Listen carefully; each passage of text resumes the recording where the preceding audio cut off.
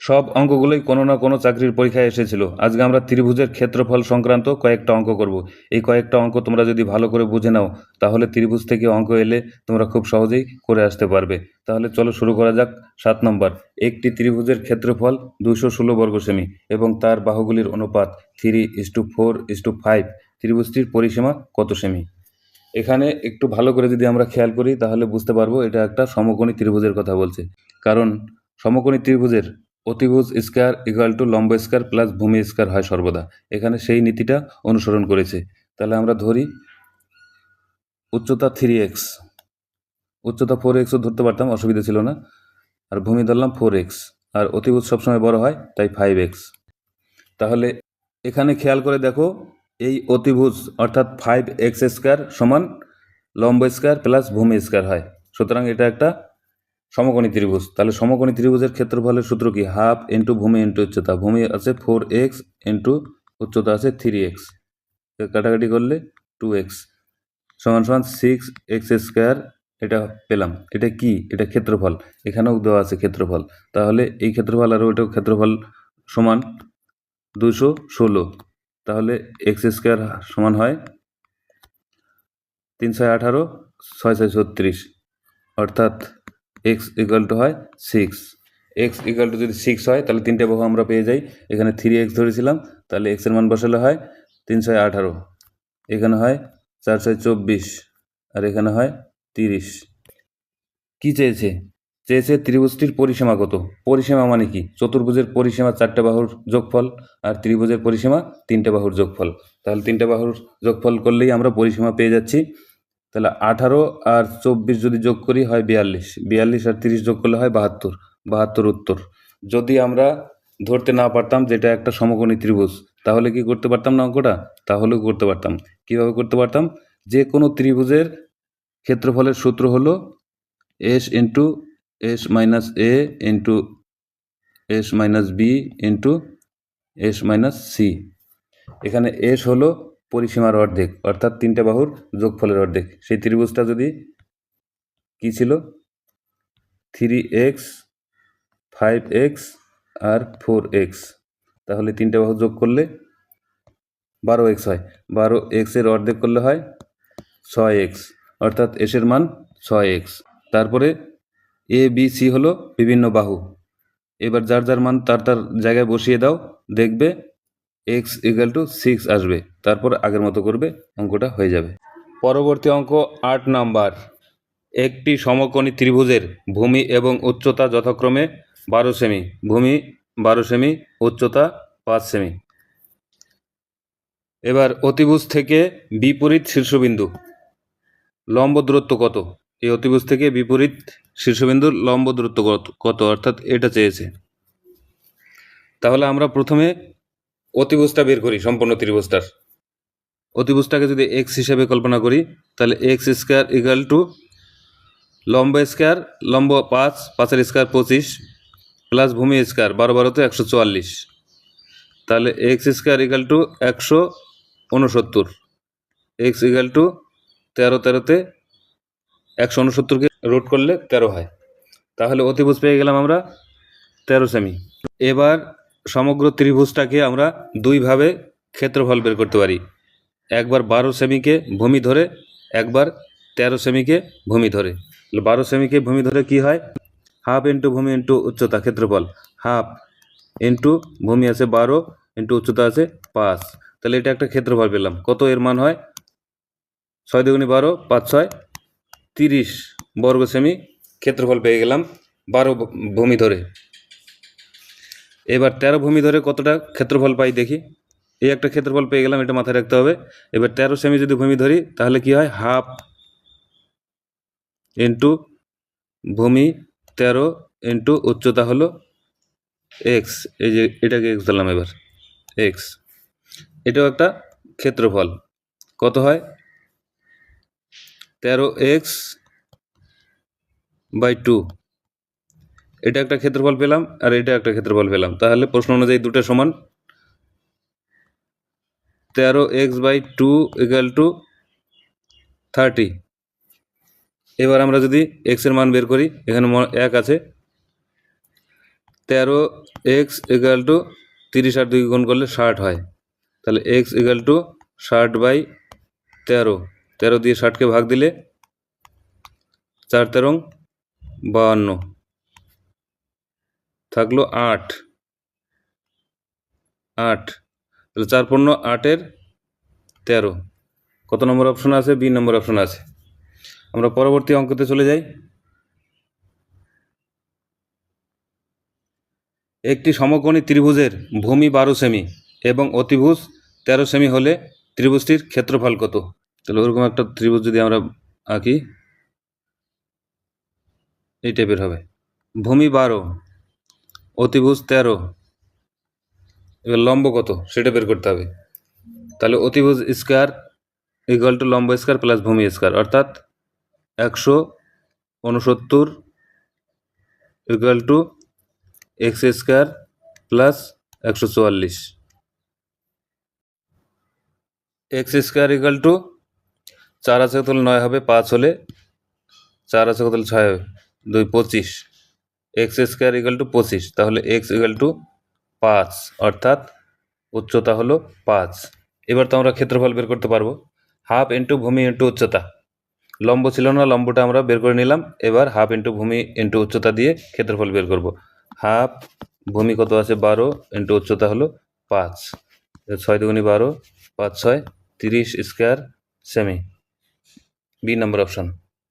পরবর্তী অঙ্ক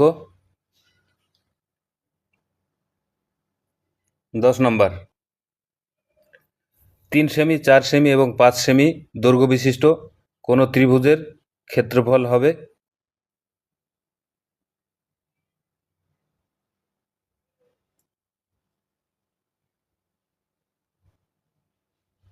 বাহুগুলি 3 4 5। এটা একটা বিষমবাহু ত্রিভুজ, আর বিষমবাহু ত্রিভুজের ক্ষেত্রফল বের করতে গেলে এই সূত্র করতে হয়। এস ইন্টু এস মাইনাস এ বাহু ইন্টু এস মাইনাস বি বাহু ইন্টু এস মাইনাস সি বাহু। এস হলো 3টে বাহুর যোগফলের অর্ধেক, অর্থাৎ অর্ধ পরিসীমা। ত্রিভুজের 3টে বাহুর যোগফলই পরিসীমা, আর এস এর মান হলো অর্ধ পরিসীমা, অর্থাৎ 3টে বাহুর যোগফলের অর্ধেক। তাহলে 3টে বাহুর যোগফল কত হয়? 4 আর 3 7, 7 5 12, 12 এর অর্ধেক হলো 6। এস এর মান হলো 6, তাহলে আমরা যদি মান বসাই, এস এর মান হলো 6, তাহলে এস এর জায়গায় 6 বসালাম ইন্টু এ বাহু, এটা এ বাহু, এটা বি বাহু, এটা সি বাহু, যে কোনো বাহু ধরলেই হবে। তাহলে এস মাইনাস এ, অর্থাৎ 6-এর থেকে 3 বাদ দিলে থাকে 3, আর 6-এর থেকে 4 বাদ দিলে থাকে 2, গুণ 6-এর থেকে এই 5 বাদ দিলে থাকে 1, অর্থাৎ রুট ওভার 318, 18 দুগুণ 36, আর 1-এর সঙ্গে গুণ করলে 36-এর 36ই থাকে, 36। এবার রুট থেকে যদি বের করে নিয়ে আসি তাহলে হয় 6 বর্গ সেমি। এটাই উত্তর, বি নাম্বার। পরবর্তী অঙ্ক 11 নম্বর। যদি একটি ত্রিভুজের প্রত্যেক বাহুকে দ্বিগুণ করা হয় তাহলে নতুন ত্রিভুজটির ক্ষেত্রফল পুরানো ত্রিভুজের ক্ষেত্রফলের থেকে কে গুণ বৃদ্ধি পায়, কে এর মান কত? এখানে কোন ধরনের ত্রিভুজ, কোন বাহুর কী মাপ কিছুই দেওয়া নেই, অর্থাৎ যে কোনো ধরনের ত্রিভুজ হতে পারে। তাহলে এমন একটা ত্রিভুজ আমরা ধরবো যেটার হিসাব আমরা মুখে মুখে করতে পারি। ধরি একটা ত্রিভুজ যার দৈর্ঘ্য 2, প্রস্থ 2 এবং সমকোণী ত্রিভুজ। তাহলে এটার ক্ষেত্রফল কত হয়? হাফ ইন্টু ভূমি 2 ইন্টু উচ্চতা 2। তাহলে কত হয়? 2 দিয়ে কেটে গেল, সমান 2 বর্গ একক। এবার এই ত্রিভুজটাই যদি ডাবল করা হয় তাহলে উচ্চতা হবে 4, ভূমি হবে 4, আর এখানে অতিভুজ আমরা ধরে নিই। অতিভুজ এখানে যদি 3 ধরে থাকতাম তাহলে এখানে 6 হতো, অতিভুজের প্রয়োজন নেই, ওই জন্য ধরে নিই। যাই হোক, এখন ক্ষেত্রফল কত হয়?